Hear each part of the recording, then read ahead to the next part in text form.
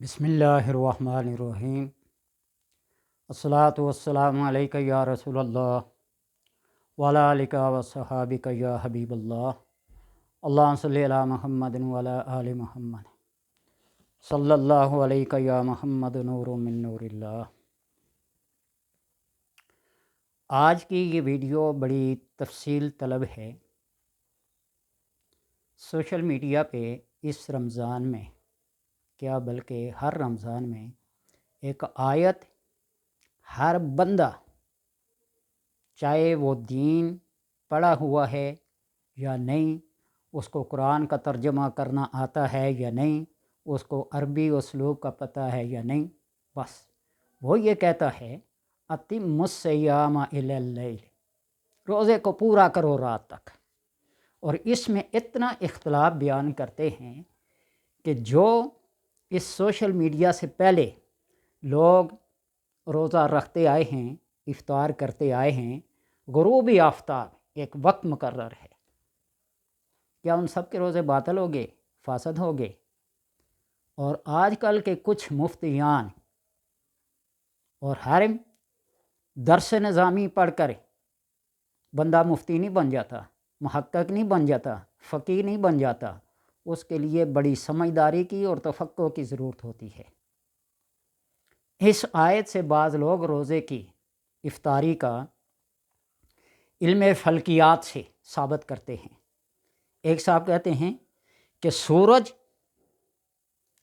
پہلے طلوع ہوتا ہے اور اس کی کرن، اس کی روشنی پورے 9 منٹ کے بعد زمین پر آتی ہے۔ علم فلکیات کا مسئلہ بیان کرتے ہیں۔ اور پھر جب غروب پہلے ہوتا ہے اور اس کی کرنیں، اس کی روشنی 9 منٹ بعد رہتی ہیں، تو لہٰذا ہم روزہ 9 منٹ پہلے بند کرتے ہیں اور 9 منٹ بعد افطار کرتے ہیں۔ ایک صاحب کہتے ہیں، مفتی ہیں، کہ لیل کا مطلب رات ہے اور میں روزہ افطار کرتا ہوں مغرب کی نماز پڑھ کر۔ تفسیر کے لیے، حدیث کی تشریح کے لیے عرف عام کا جاننا بہت ضروری ہے، اور جس زبان میں کتاب نازل ہوئی ہے اس زبان کے اسلوب، اس کے قواعد، اس کے شرائط کا جاننا ضروری ہے، اور اس علاقے کا رسم و رواج، عرف عام بھی جاننا ضروری ہے۔ اور یہی ضروری نہیں، اس کے لیے علم تاریخ کا ہونا، علم البیان کا ہونا، علم فصاحت کا ہونا، منطق اور فلسفہ کا جاننا، ریاضی کا جاننا، اور بے شمار علوم ہیں۔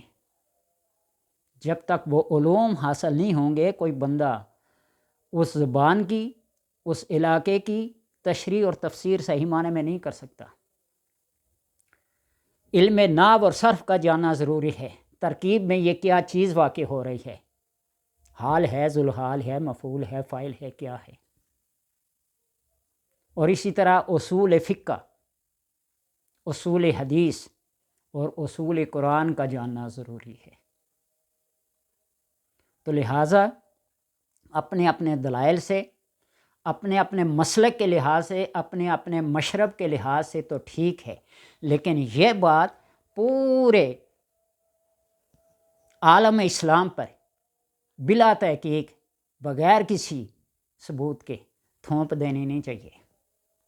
میں دعوے سے یہ کہتا ہوں کہ علماء احناف کے نزدیک افطاری کا وقت غروب آفتاب ہے۔ باقی کوئی غروبی آفتاب سے پہلے کھول لے، اس کی اپنی مرضی، اس کی اپنی دلیل، مغرب کی نماز پڑھ کر روزہ افطار کرے، اس کا اپنا مسلک، اس کا اپنا مشرب، اس کی اپنی دلیل، ہم کچھ نہیں کہتے۔ ایک بات ہے کہ ایک چیز ہوتی ہے غایت اور ایک ہوتا ہے مغیہ۔ جس طرح یہ جب ہم وضو کرتے ہیں تو اپنے ہاتھوں کو کونیوں سمیت دھوتے ہیں، اپنے پاؤں کو ٹخنوں سمیت دھوتے ہیں، اور اس کا یہ ہے کہ غایت اور مغیہ ماقبل اور مابعد دونوں ایک ہی جنس ہیں یا ماقبل اور مابعد علیحدہ علیحدہ جنس ہیں؟ ماقبل اور مابعد ایک ہی جنس ہیں تو غایت مغیہ میں اور مغیہ غایت میں داخل ہوگی۔ فَاغْسِلُوا وُجُوهَكُمْ وَأَيْدِيَكُمْ إِلَى الْمَرَافِقِ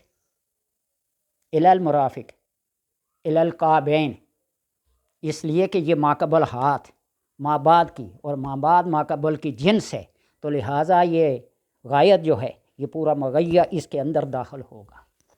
اور اگر ماقبل مابعد کی جنس نہیں ہے تو یہ غایہ مغیہ میں داخل نہیں ہوگی، جس طرح دن ایک علیحدہ چیز ہے اور رات ایک علیحدہ چیز ہے۔ یہاں بھی اللہ نے فرمایا اَتِمُّوا الصِّيَامَ إِلَى اللَّيْلِ، روزے کو مکمل کرو رات تک۔ ادھر دن ہے اور دن صائم النہار جس کو کہتے ہیں، دن کو کس کو کہتے ہیں؟ سورج کا طلوع ہونا، جب تک غروب نہیں ہوتا اس وقت کا دن ہے، اور جب سورج غروب ہو گیا تو اس کے بعد غروب کے بعد اس کا اطلاق لیل پر ہوگا۔ تو لہٰذا یہاں ماقبل یعنی دن مابعد رات کی جنس نہیں ہے، تو لہٰذا یہ رات تک یعنی جو ہی غروب آفتاب ہوا غروب آفتاب کے ساتھ ہی افطار ہے۔ اگر اس بات پہ اس آیت پہ اتنی وہ زور لگاتے ہیں، اپنا اپنا مسلک اپنا اپنا مشرب بیان کرتے ہیں، تو پھر اس سے جو پہلا جز ہے کُلُوا واشربوا حتیٰ یتبین لکم الخیط الابیض من الخیط الاسود من الفجر، اس کو بیان کرنا زیادہ ضروری ہے۔ یہاں خیط ابیض اور خیط الاسود، صحابہ کرام جیسی شخصیات جو علوم کا منبع ہیں وہ کالا اور سفید داغا اپنے پاؤں کے انگوٹھے کے ساتھ باندھ لیتے تھے، جب اوقات تک ان کا واضح فرق نظر نہ آتا وہ کھاتے پیتے، ایک بات۔ اور دوسری بات یہ آپ صلی اللہ علیہ وسلم نے فرمایا کہ بلال کی آذان تمہیں کھانے پینے سے روک نہ دے، تم عبداللہ ابن ام مکتوم کی آذان تک کھایا پیا کرو۔ اور عبداللہ ابن ام مکتوم رضی اللہ تعالی عنہ نابینا تھے، ان کو کئی بار کہا جاتا کہ آذان دو، پھر جا کے وہ آذان دیتے۔ اور تیسری بات حضرت ابو بکر صدیق رضی اللہ تعالی عنہ فرماتے ہیں کہ اگر کھانے پینے کی حرص نہ ہوتی کہ تمہیں فجر کی نماز پڑھ کر سحری کھاتا۔ اور اسی طرح حضرت علی رضی اللہ تعالی عنہ کا بھی قول ہے۔ تو آپ زیادہ تفصیل طلب جو بات ہے اس کو بیان کریں، جو ایک عام سی بات ہے۔ رات کا اطلاق کن کن چیزوں پہ ہوتا ہے، کہاں تک اور کہاں سے ہوتا ہے، مسئلے کو اختلافی نہ بنائیں۔ اس لیے پہلے علوم کا حاصل کرو، علم البیان تمہیں آتا ہے، علم نحو تمہیں آتا ہے، اور منطق فلسفہ یہ ساری چیزوں کے تم ماہر ہو، فلکیات کے ماہر ہو، علم نجوم علم حیت کے ماہر ہو، تو پھر تفسیریں بیان کرو اور ان چیزوں کا مطالعہ بیان کرو۔ ایک بات، آپ صلی اللہ علیہ وسلم ہجرت کے دوران میں ابو بکر کے ساتھ، اور ابو بکر آپ صلی اللہ علیہ وسلم کے ساتھ، آپ راستہ بھول گئے، ایک بڈھا پرانا بابا بیٹھا ہوا تھا، اس سے پوچھا مدینے جانے کا کون سا راستہ ہے؟ اس نے کہا کہاں سے ہے؟ مکے سے۔ کس قبیلے سے تعلق رکھتے ہو؟ قبیلہ ماں، بنی ماں سے۔ اور وہ بڈھا بابا خود اس قبیلے سے تعلق رکھتا تھا، اپنی اس عصبیت کی وجہ سے اپنے غلام کو ساتھ بھیجا راستہ دکھا کے آؤ۔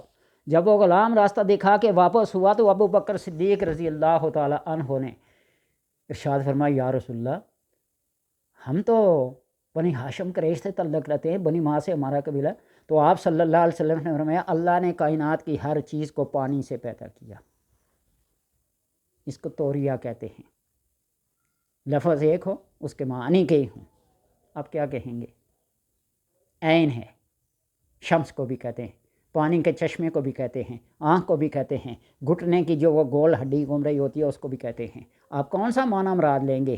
جب تک کہ اس کے اوپر کوئی واضح قرینہ موجود نہ ہو اس وقت تک آپ سارے معنی مراد نہیں لے سکتے، جس کے اوپر قرینہ موجود ہوگا وہ معنی لیں گے۔ امام محمد فقہ کے اپنے فن کے بڑے ماہر تھے، ان کے کزن خالہ کے بیٹے امام قصائی علم نحو اور صرف کے بڑے ماہر تھے، اور وہ ہر وقت اپنے مسائل میں کھوئے رہتے تھے۔ ایک دن امام محمد نے امام قصائی سے فرمایا کہ ہر وقت ناب اور صرف میں کھوئے رہتے ہو، تمہیں کوئی فقہ کی بات بھی، کوئی دین کا مسئلہ بھی تمہیں آتا ہے؟ نے کہا ہاں ہاں پوچھو نا، کیوں نہیں آتے؟ نے کہا اگر مجھے بتاؤ کہ اگر ایک بندہ نماز پڑھ رہا ہے اور نماز میں بول جائے تو سجدہ سہو ہے، اور اگر سجدہ سہو بول جائے تو کیا پھر سجدہ سہو میں سہو ہے؟ امام قصائی تھوڑی دیر کے لیے سوچ میں گئے، جھکے۔ امام قصائی نے فرمایا نہیں، سہو کے اندر سہو نہیں ہے۔ فرمایا کیوں؟ دلیل دو۔ انہوں نے نا قرآن سے دلیل دی، نا حدیث سے دلیل دی، اپنی عقل سے۔ نے کہا کہ ہم اسماء میں، ضمائر میں، ترکیب میں جو قانون وغیرہ اصول وغیرہ وضع کرتے ہیں نا، تو ہم ایک چیز کا، ایک اسم کو، اس اسم کو اس میں تصغیر بناتے ہیں، تصغیر بناتے ہیں، اور جب اس اسم کی تصغیر بن جائے تو دوبارہ اس تصغیر کی تصغیر نہیں ہوتی، یعنی چھوٹے سے چھوٹا لفظ اس سے نہیں ہوتا۔ امام محمد نے فرمایا شاباش، ہاں تمہیں کوئی سوجھ بوجھ ہے۔ اور یہ احادیث کے اختلافات جو ہوتے ہیں یہ راویوں پہ ڈپینڈ کرتا ہے، جس نے جس طرح سنا۔ کوئی درایت میں، کوئی روایت میں، کوئی متن میں کسی نہ کسی طرح سے کوئی چیز ہو جاتی ہے، اور اپنے مطلب کی بات کو لے لیں اور دوسرے کے مطلب کو پس پش ڈال دینے۔ امام طحاوی رحمۃ اللہ تعالیٰ نے کتاب لکھی ہے شرح معانی الآثار، وہ ایسی معنات کتاب ہے کہ اس میں تمام اختلافی احادیث کو تطبیق دینے کی کوشش کی اور بہترین ان کے مطالب نکالے اور معنی نکالتے ہیں۔ ہارون الرشید ایک کبوتر ہاتھ میں لیے بیٹھا تھا، 300 علماء اس کے سامنے تھے، اور ان 300 علماء کی آزمائش کی۔ اس کبوتر کو یوں سامنے کر کے فرمایا کہ اس بارے میں آپ صلی اللہ علیہ وسلم کا کوئی بیان، کوئی حدیث، کوئی روایت، کوئی قول جو نقل کرے گا اس کو انعام دیا جائے گا۔ 300 کے 300 علماء خاموش۔ اس میں سے ایک بڑا ذہین و فطین شاطر قسم کا بندہ، اس نے فی الفور ایسی سند کے ساتھ حدیث بیان کی کہ وہ 300 علماء دیکھتے رہ گئے، اور ہارون رشید خود بھی بڑا عالم تھا۔ آپ نے خازن کو بلایا، 10,000 اشرفی اس کو انعام میں دے دو۔ جب اس نے سامنے ڈھیر لگا دیا، جلاد کو حکم دیا کہ اس کا سر قلم کر دو۔ دیکھنے والوں پہ سکتہ طاری ہو گیا کہ یہ کیا، ایک طرف انعامات اور دوسری طرف سر قلم۔ ہارون رشید نے کہا کہ تم سارے کے سارے علماء ہو، 300 کی تعداد میں موجود، اور میں بھی عالم ہوں، اسناد کو جانتا ہوں، روایات کو جانتا ہوں۔ تم ہی بتاؤ کہ اس نے جو سند بیان کی ہے، سند بیان کرنے میں کوئی اس نے کسر چھوڑی ہے؟ ذرا بر بھی جو شرائط ہیں سند کے، اور جو آگے سند بیان کر کے قول نقل کیا ہے کبوتر کے بارے میں، کیا وہ صحیح ہے؟ وہ سارے کے سارے حرام رہ گئے۔ نے کہا کہ اس کی اس حاضر دماغی کی وجہ سے اس کو انعام دیا جا رہا ہے، اور آپ صلی اللہ علیہ وسلم پر جھوٹ بولنے کی وجہ سے اس کا سر قلم کر دیا جا رہا ہے۔ من کذب علیہ متعمدا فلیقذفہ من النار۔ جو مجھ پر جان بوجھ کر جھوٹ بولتا ہے وہ اپنا ٹھکانہ جہنم بنا لے۔ تو اس لیے احادیث کو بیان کرتے ہوئے اس بات کو ذہن میں رکھیں کہ فقہ قسم کے جو لوگ ہیں، فقہ کے جاننے والے ہیں، فقہ کے ساتھ جن کا تعلق ہے، ان راویان کو لائیں۔ حضرت ابو ہریرہ رضی اللہ تعالیٰ عنہ کی بے شمار روایات ہیں، اتنی روایات حضرت علی نے بیان کی ہیں، اتنی روایات حضرت عبداللہ ابن مسعود نے بیان کی ہیں، اتنی روایات عبداللہ ابن عمر نے بیان کی ہیں، اتنی روایات حضرت عائشہ رضی اللہ تعالیٰ عنہ نے بیان کی ہیں۔ حضرت ابو ہریرہ کے حدیث ہے کہ گرم پانی سے وضو نہیں ہوتا، جس کو آگ چھو لے نہیں ہوتا، اونٹ کا گوشت کھانے کے بعد وضو کرنا لازم ہے۔ تو اس لیے جو فقی قسم کے ہیں نا، فقی قسم کے صحابہ، ان کی روایات جو ہیں وہ لوگوں کو بتائیں، وہ طریقے بتائیں،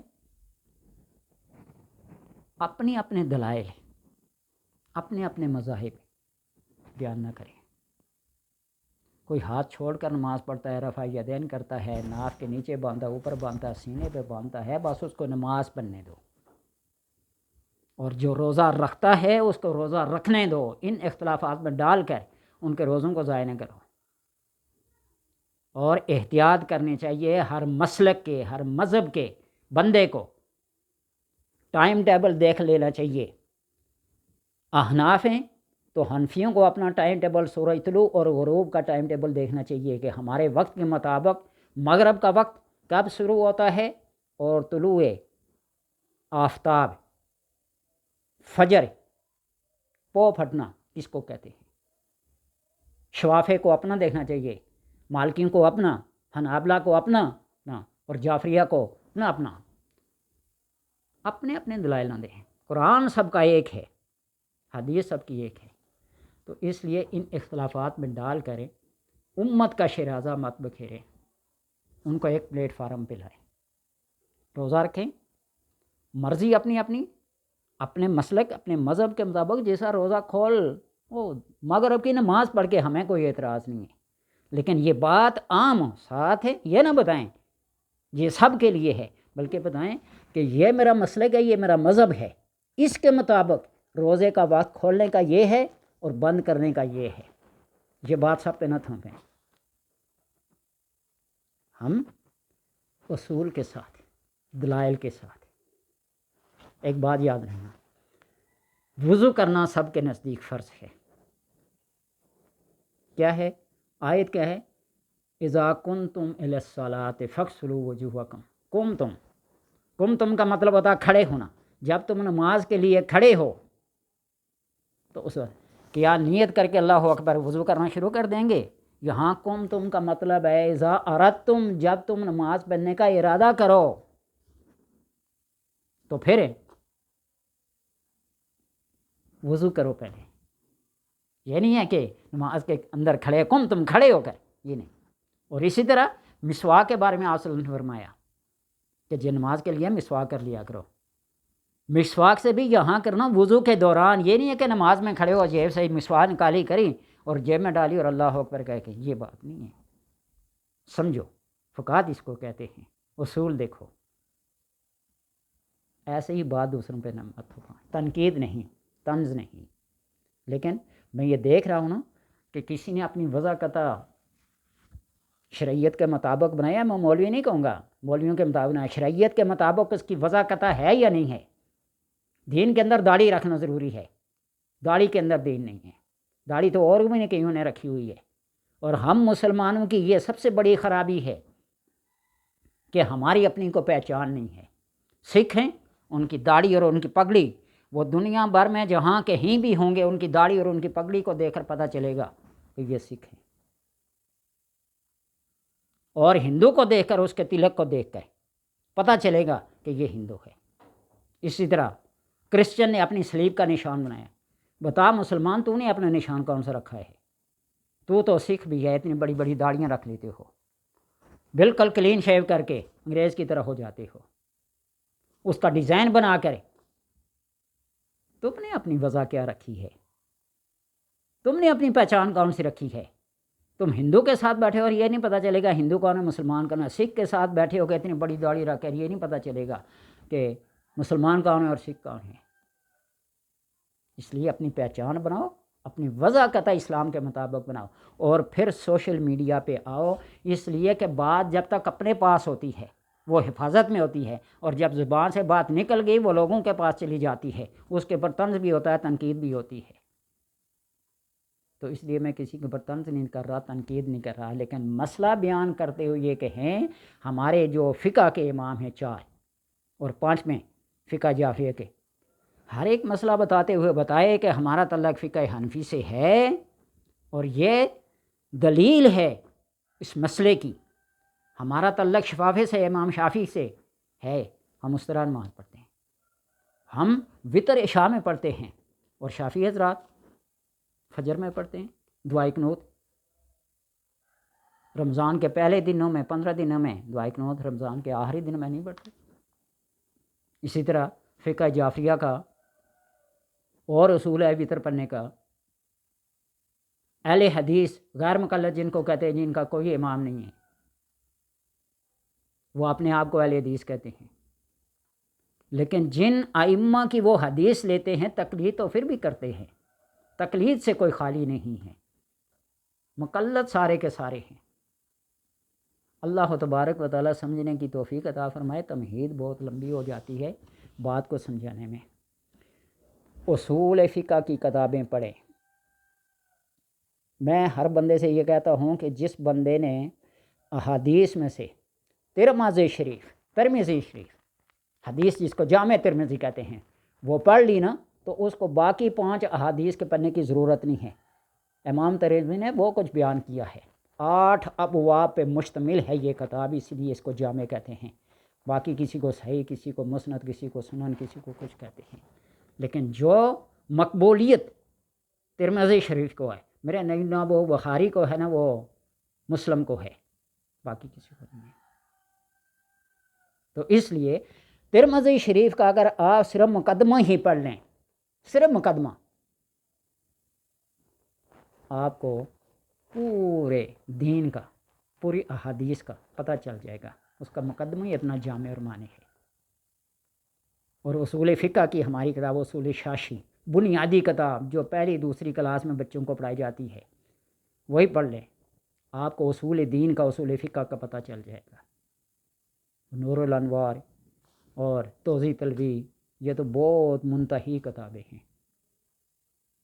اللہ تبارک و تعالیٰ سمجھنے کی توفیق عطا فرمائے۔ اعتراضات جس کے ہیں وہ کمنٹس میں بے شک دل کھول کے کرے، اس کو جواب ملے گا انشاءاللہ۔